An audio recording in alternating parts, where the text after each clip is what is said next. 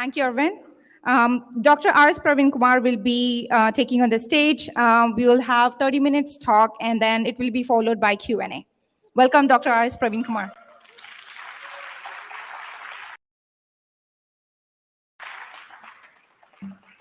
Thank you.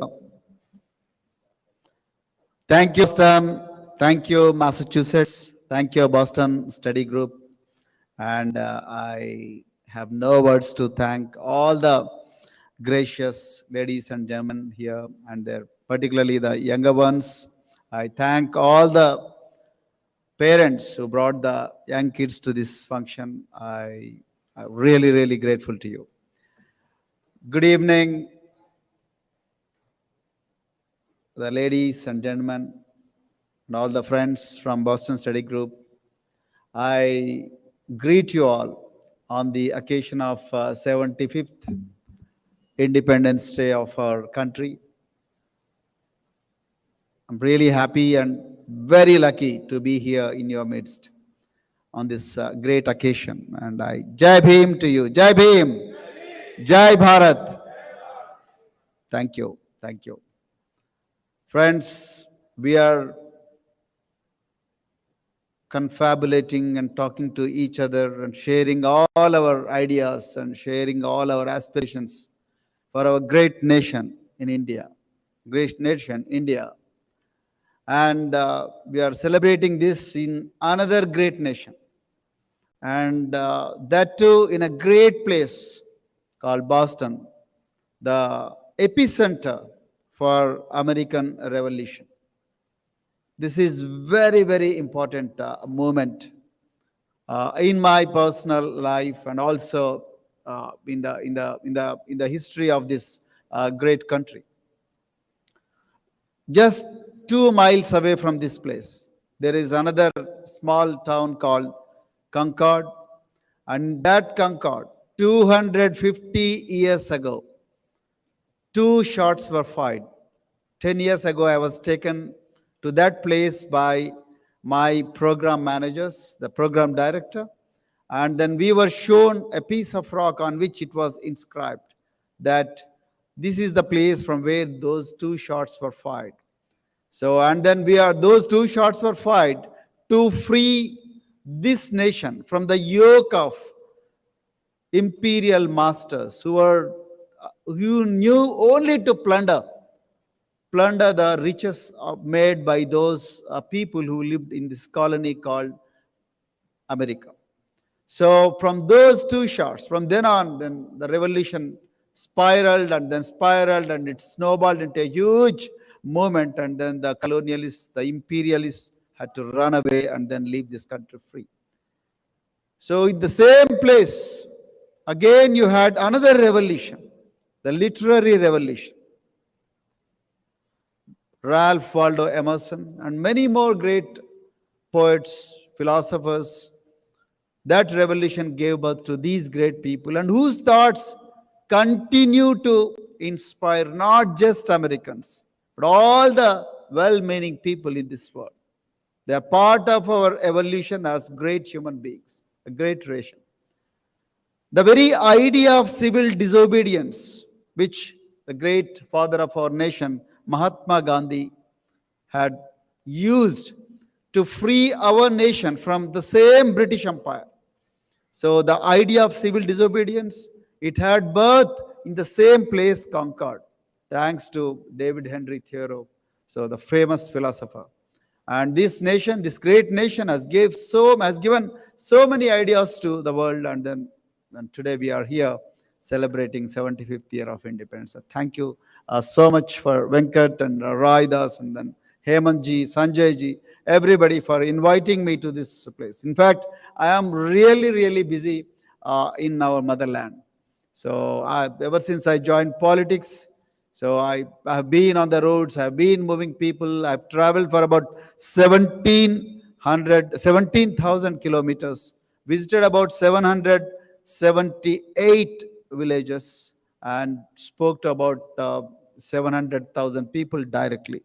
And then I'm in the midst of a yatra, but the Boston Study Group thought that I must come here, and then I must be the reference point for all the well-meaning people, not just from Telugu states, from all the states who want a different India, who want an inclusive India, who want an educated India, who want a corruption-free India. So all those people must come together, no matter whether it is Boston, whether it is New Jersey, whether it is Atlanta, whether it is San Francisco, whether it is Dallas, or any other place. So all of us must come together and must share all our ideas, aspirations, which have been cleverly buried underneath many layers of corruption and so on and so forth. So I'll come to that point little later. So thank you very much, Boston Study Group, for inviting me to this great evening.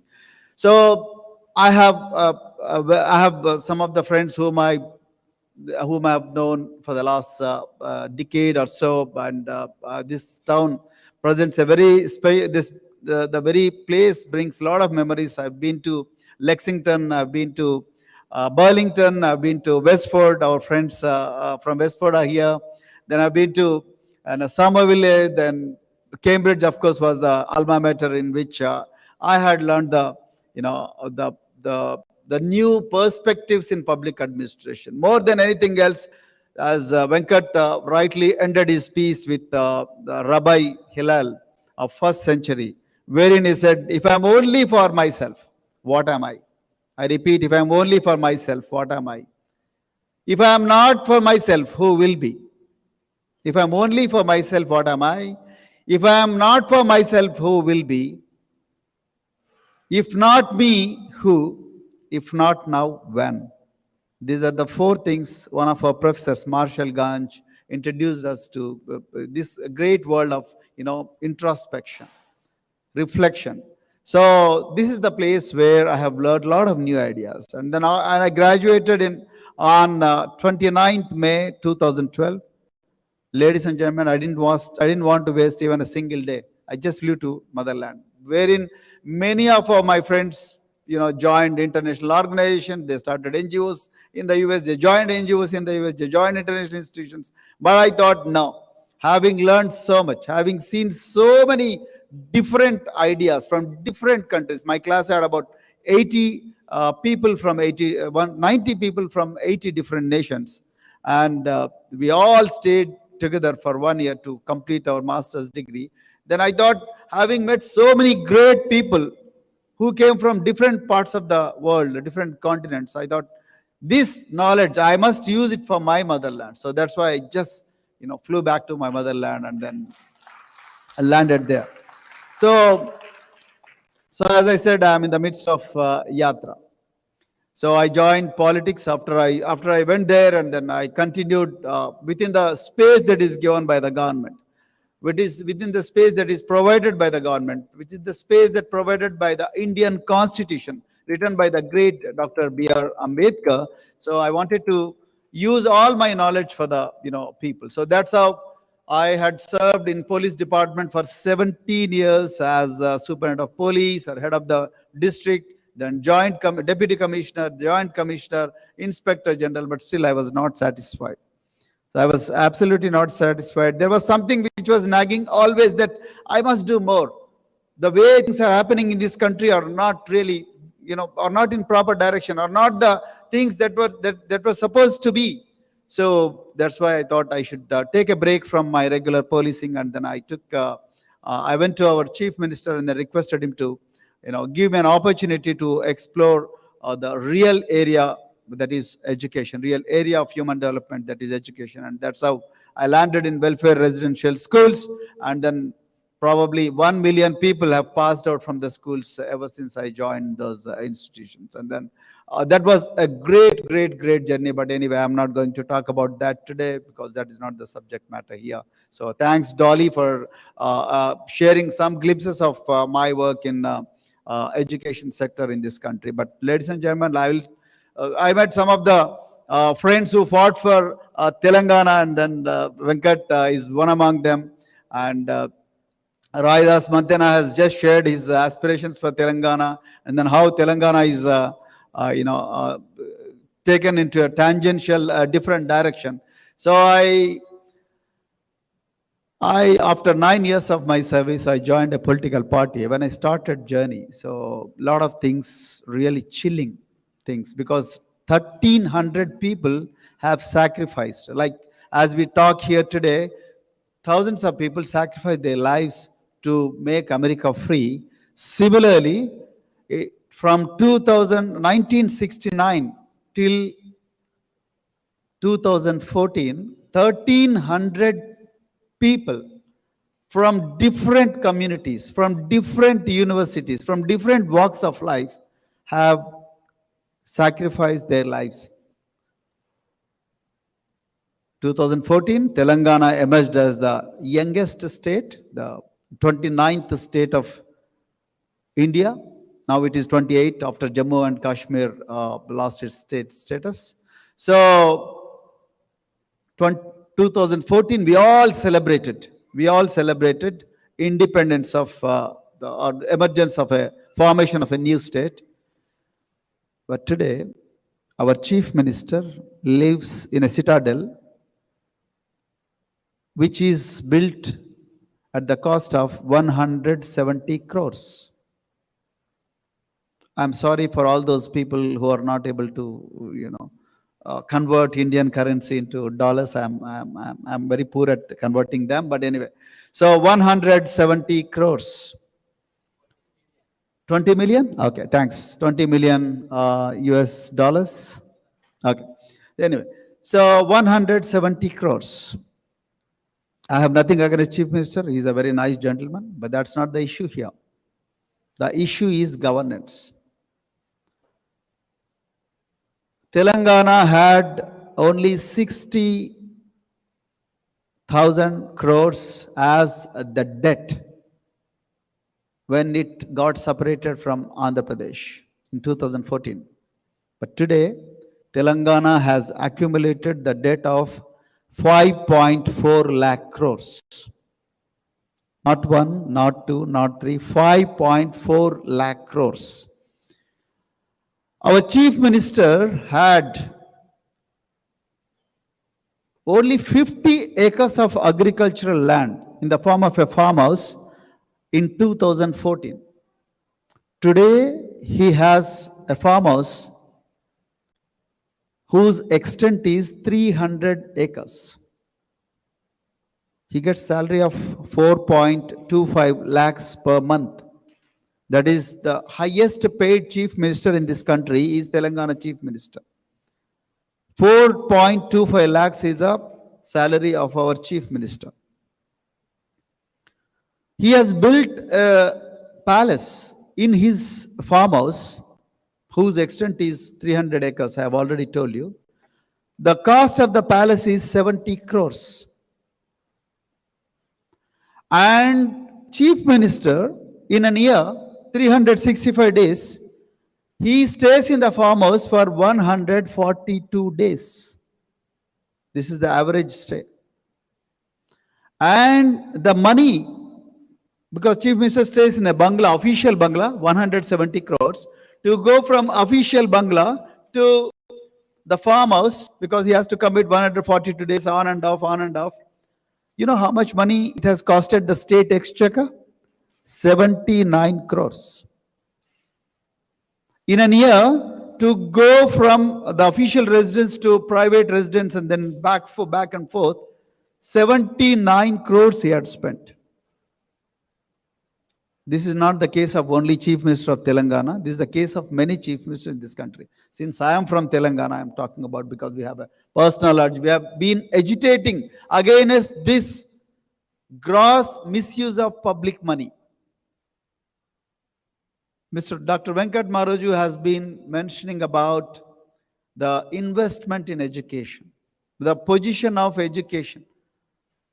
India, despite being the largest democracy, even in spite of being the largest democracy in this world, is still at 131 position. Ladies and gentlemen, it's not because we don't have money. It's not because we don't have money. Because the money is going into wrong places. That's why the human development is stuck. Today morning, I was going through the papers. 3 children got injured because the ceiling of the school fell on their head. 9 got injured, of them 3 got seriously injured. The money should have gone to the schools, but money went to the bungalows. Money should have gone to the hospitals, but money went to the parties. Our chief minister threw a party in a village, a lunch with 26 items. Probably we have only 3-course meal or 2-course meal, but it was a multi-course meal, and it costed 3 crores. A lunch costed 3 crores. Are we living in a monarchy? Are we living in a, the vintage times? Are we living in a democracy?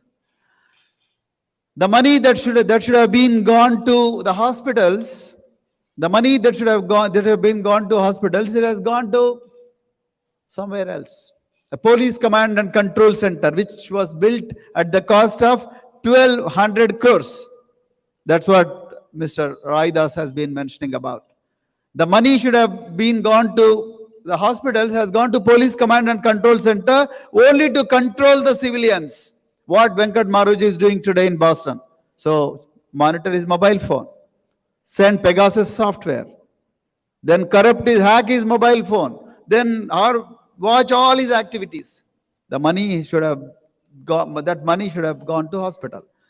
The tragedy is 6 months ago, in a place called Warangal, in a city called Warangal, which is the second largest city in Telangana, a patient gets admitted and doesn't get beds. The nurses there, healthcare professionals, they made him sleep in a veranda on a normal cot. At 4 a.m., a band of bandicoots, they come and then they bite him and he loses blood. Then suddenly they realize that this guy is bleeding. Then they mop up the entire floor because they wanted to, and the patient was unconscious. At 6 a.m., again another band of bandicoots, they come and then they bite him and he dies of excessive bleeding. A hospital where patients come to save their lives, and the same hospital, patients lose their lives.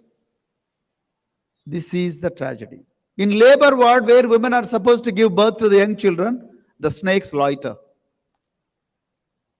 What is happening? So it is not just the case of Telangana, it is the case of most of the states in India where chief ministers are the people who are supposed to be elected and supposed to be serving people. They are enjoying the cozy comforts of the bungalows, the palaces, the citadels, so on and so forth. This is a fact in India. So this has to be challenged. Our chief minister, he has not stepped into a single college or university ever since he has taken oath of office. Not even a single college. There are 6.17 million students studying in the educational institutions. I'm not talking about higher education, but lower education.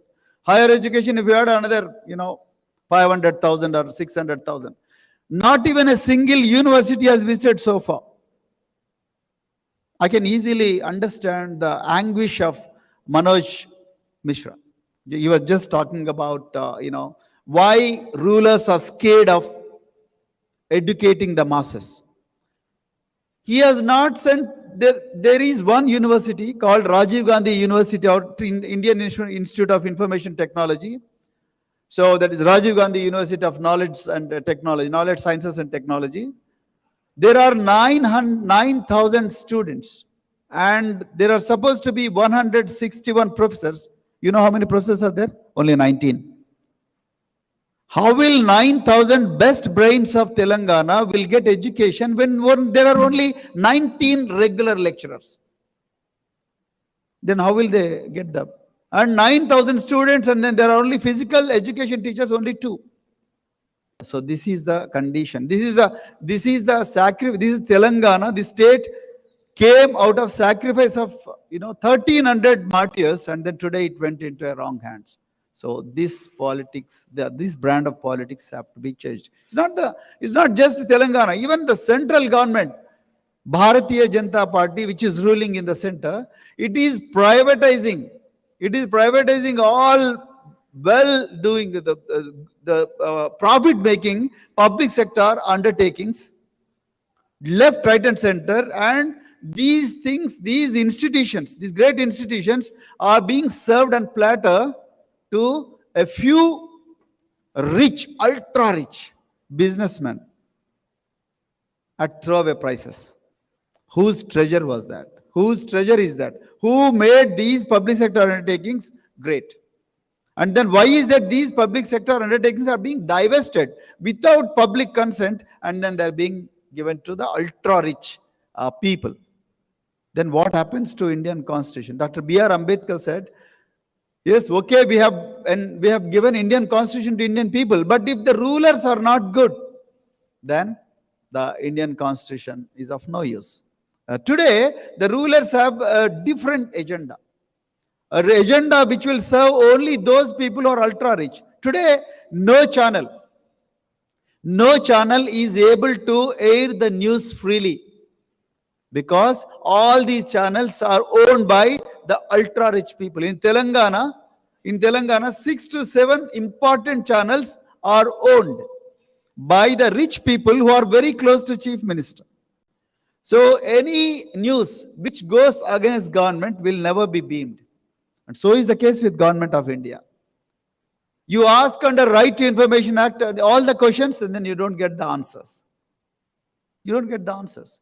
Then you go to villages. I've traveled about 700, I visited about 770 villages. Everywhere, even today, after 75 years of independence, you have, every village, you have at least 20 to 30% of the population, they still are asking for a home. Sir, please give us a good home. And people are asking for, give us jobs. Then you have graduates, you have postgraduates working as construction workers or working as coolies. We are underemployed. In Telangana itself, we have about 3.5 million people waiting to be employed, and government has no plan at all. So think what's happening. In whose hands have we placed our trust? In whose hands have we placed our state, our future of our children? In the last 6 months, in 75 incidents, students, in India you have midday meal scheme, in India you have residential schools. The students, they had food poisoning incidents, and in 75 schools, students were admitted in hospitals. In Rajiv Gandhi Institute of Information Technology, 1,200 students were admitted in hospitals in one night because there was food poisoning. But rulers are not bothered at all. Chief Minister is not bothered. His Council of Ministers are not bothered. So what am I trying to tell you? Our motherland is not going in right direction.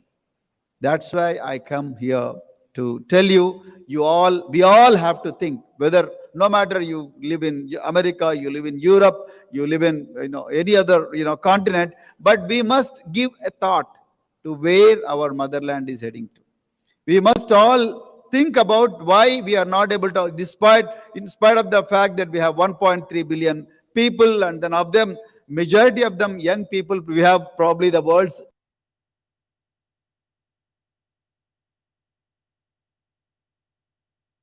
resource, and we have great budgets, like in Telangana alone we have 2.5 lakh crores is the budget, and still we are not able to make progress. And in one of the incidents, I went to a village. This is how the wrong priorities are happening. I went to a village. So at 8 p.m., a 9th grader got drunk. It was minister's village. 9th grader was a fully intoxicated condition. I asked his mother, ma'am, why is that your son is drunk? Didn't you monitor the activities of this child? He said, sir, I have no option, because in every lane and by lane there are kiosks which sell liquor. And liquor sometimes is more cheaper than the bottled drinking water in India. This is a fact. And the government has earned 35,000 crores. 35,000 crores last year, while we all were suffering from COVID-19 pandemic. 35,000 crores they have earned by selling cheap liquor. And who are the victims? Poorest of the poor. Then I went to hospital and then asked the superintendent of the hospital, the chief of government hospital, tell me one solution which can make these people healthy. Tell me one solution which can prevent these people coming to hospitals. He said, stop liquor. Regulate liquor. Regulate these belt shops, the kiosks. I went to a village called Ninth Mile Tanda. So in that, I met 33 women who were, working as agricultural laborers in an agriculture field. Of them, 11 were not having Mangal Sutra. So that the holy thread they wear after marriage.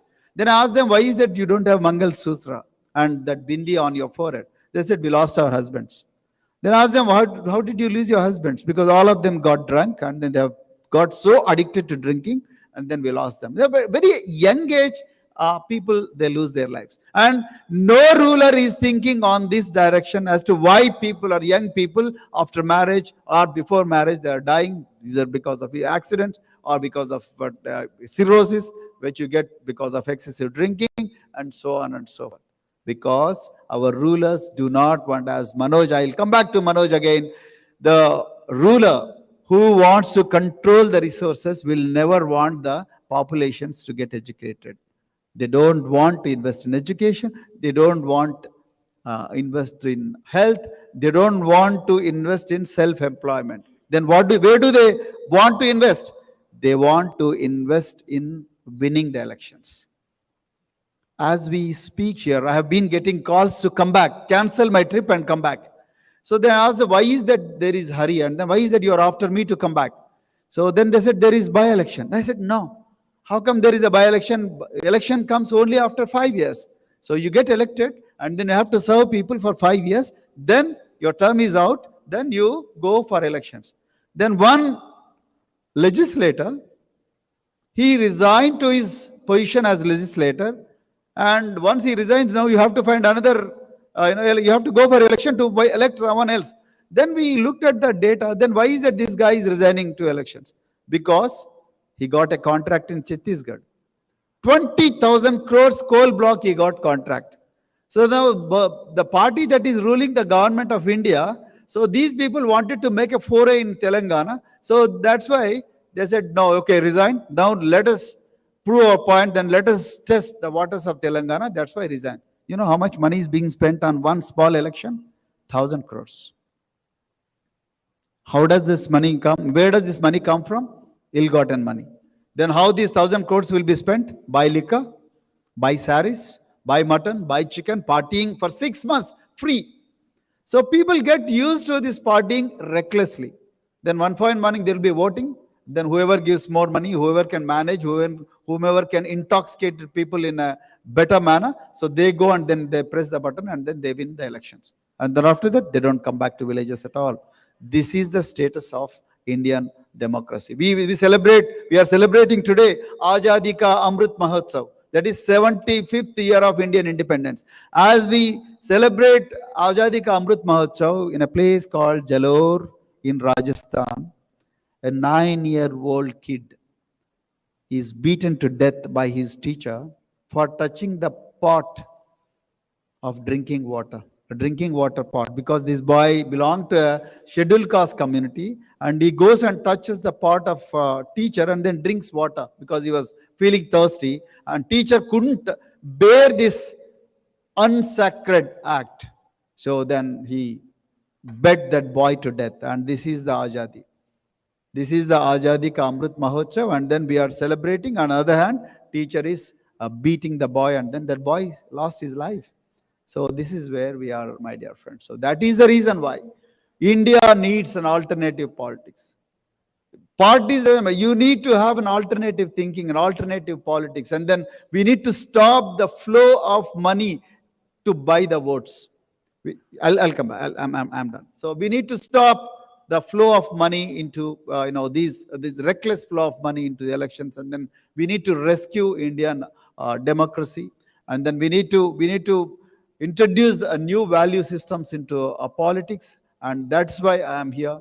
And then I thank Boston Study Group for making this happen, and then I know it really calls for a lot of hard work, and then you may have applied for leave from your jobs. I know how difficult it is to get a vacation in a country called the US. So I really, really thank you from bottom of my heart for making this happen. And then I thank you all for taking time that too on a Friday evening. I know how valuable it is today. So, but I thank you, and then I thank Boston Study Group for organizing all these tours, not just in Boston, all the cities in this country. And with these few words, I also thank you for being here, and then I request you to offer your suggestions. Please guide us as to how to build this,